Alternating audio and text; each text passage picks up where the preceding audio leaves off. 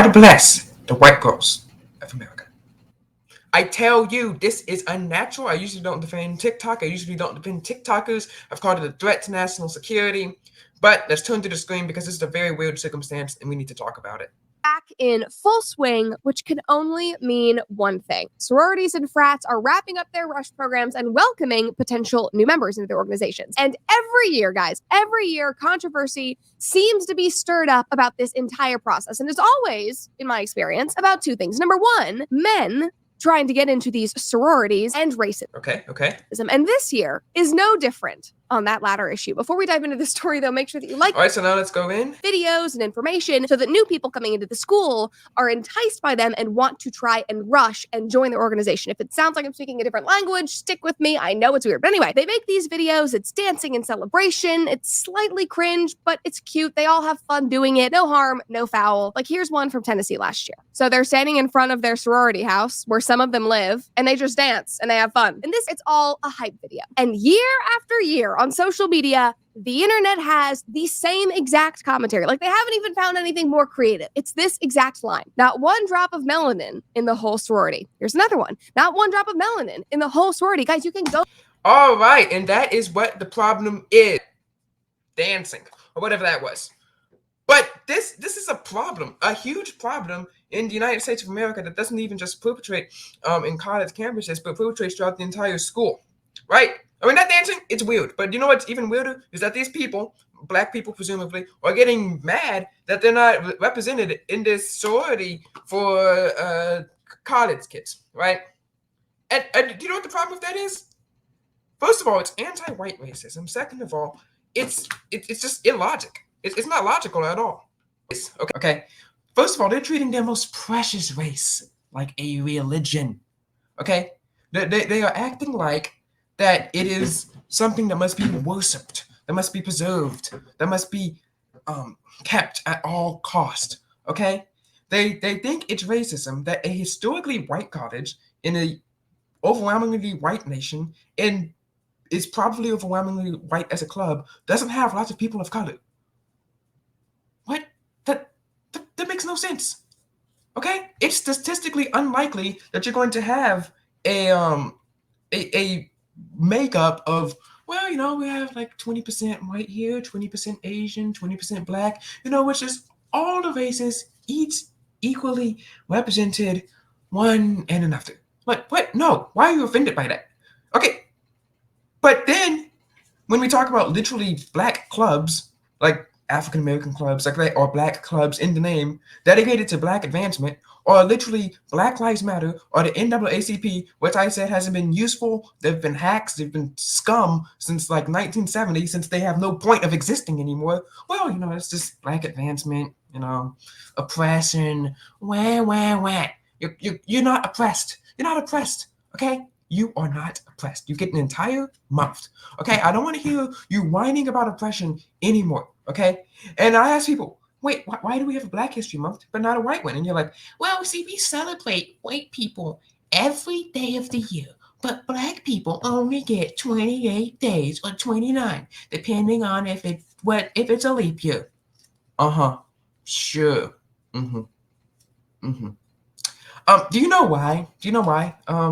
We quote unquote celebrate white people every day of the year? Because most of our inventions have come from white people. Do you know why that is?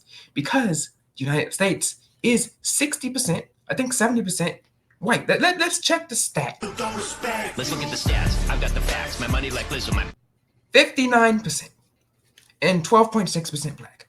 So almost 60% white. What, you expect all your inventions, all your special days, all your holidays in a nation that's 60, in 2010, 72% white to just come from all like black people? Really?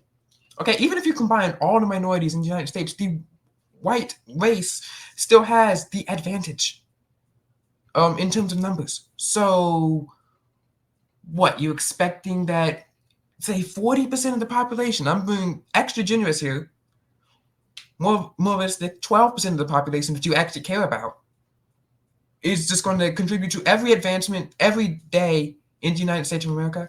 No, that makes zero sense. Okay? Technically, let's do the math here. Let's do 28 out of 365. 28 out of 365.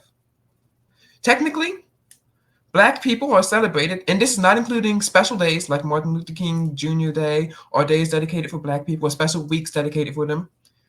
But just counting Black History Month, 28 divided by 365 is about 7%. So you get an entire month that is almost close to the exact population percentage that you have, right? You're celebrated, every person, every Black person, just on the basis of being Black, nothing special. You get 7% of the entire year dedicated to you. You are 12% of the population.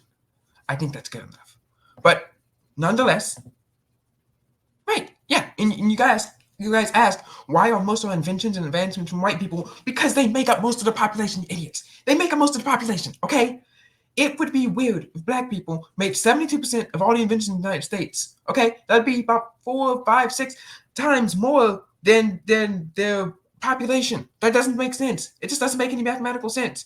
But you people, you worship at the altar of Blackness and double standards. You want a month, you want special days, you want parades, you want BLM, you want Black power, you want special dorms and campuses, and you even want free money, free DEI jobs, and you want to be president of the United States. And guess what? You got it. You got your Black Lives Matter. You got your Black History Month. You get your special days and parades. On some schools, you even get your special dorms. You can go run around and do Black Power fist all you want for no good reason.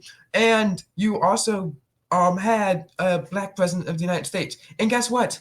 Guess what? When white people bend the knee, either rightfully or unrightfully, mostly unrightfully, on this list, like reparations, special dorms, Black Lives Matter, Black Power, and all of that. What? Are you thankful? Are you grateful? No. Very ungrateful. Very ungrateful. Okay? Your God is wokeness, and you're driven by ungratefulness and oppression. But when the natural law of statistics happen and the majority of the population just happen to exist, they just happen to dance in a cringy, bad way, but they just happen to decide to congregate together. They just happen to put out a video on TikTok. They just happen to have a house like that. And the majority of the population just decides to, be happy, just sit there, not making any political message, nothing like that, right? You guys are freaking out and crying and whining and all of this. They're not even excluding Black people, okay? They're not even excluding Black people, right? There's no white people club on any campus, right? But there are plenty of Black people clubs, and technically they're not allowed to discriminate. But it is mostly filled with Black people because it is designed for them, okay? The reason that the sorority and the sorority house in the video is mostly filled with white people is not because it's designed for them. It's because white people have more numbers on the campus. So thus, there'll be more white people in one group. It's statistics, okay? It's statistics, not racism. But when the majority of the population just happens to exist in one spot, just sitting there, taking a TikTok video, what do you call them? White trash, race demons, not even a hint of melanin. You wish death upon them.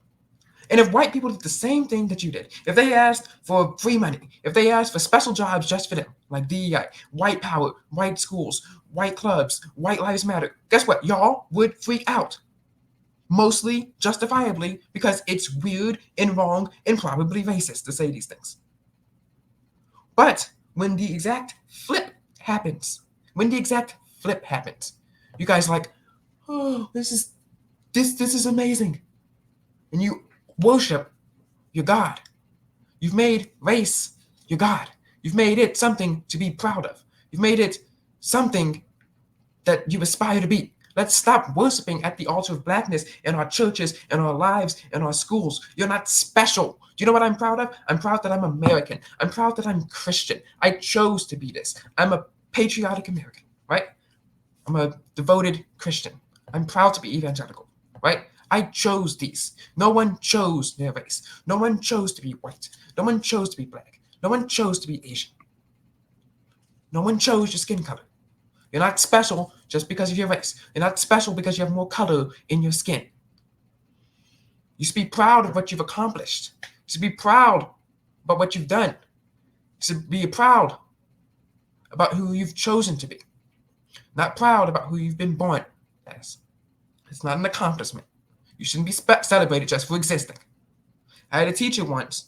We did this project about Black mathematicians for Black History Month, and she said that, one of the project requirements was a rubric. The rubric said you have to find how these people struggled. I picked someone from like the 1970s, right? And I said, look, I couldn't find any evidence about how she struggled as a mathematician. And do you know what she told me? She said, being Black woman in America is just how you struggle. That is not a struggle. It is not a struggle. You're not special because you're Black, and you are not struggling because you're Black. I'm fed up with these people worshiping at the altar of Blackness, worshiping at the altar of wokeness. These ungrateful people. And that is why, until this blatant anti-white racism ends, of these people just hating on these teenage, in their 20s girls just for simply existing, recording a cringy video, until this hatred and vitriol ends, I'm on Team Hydro Flask and Stanley Cup, Team Visco and Instagram, Team Crop Top and Lululemon, Team iMessage and Snapchat, and on Team Starbucks and PSLs. God bless you, and God bless the white girls of America.